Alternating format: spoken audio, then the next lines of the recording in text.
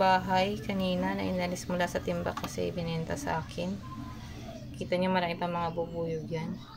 Ito yung sinalin kanina. Nakita niyo ang dami pa mga bubuyog yan. Ganyan po ang itsura ng rohani. Marami pa mga bubuyog, marami pang particles. Ayan, napakaganda po. So ito, naglalakaw po kasi ako ng honey sa palengke din pagka Sunday. Kaya kailangan meron akong bahay din. Lagi naman ako may bahay. Lalo na pag magsa-Sunday. So dahil naubusan ako dun sa mula ko sa isang supplier, which is sa Merkules pa kasi dating. Buti na lang may dumating. Bait-bait ni God. Ayoko, naubusan ako ng honey.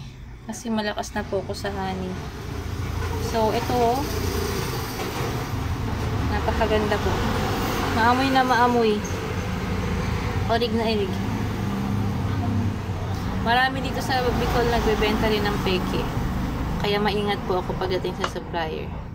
Nakita ko na siya, okay siya. Ni-spiritual ko pa sila kanina, i-scan ko pa ang puso nila. Tsaka throat chakra nila. So, okay. Okay na okay po. Ulit na ulit talaga.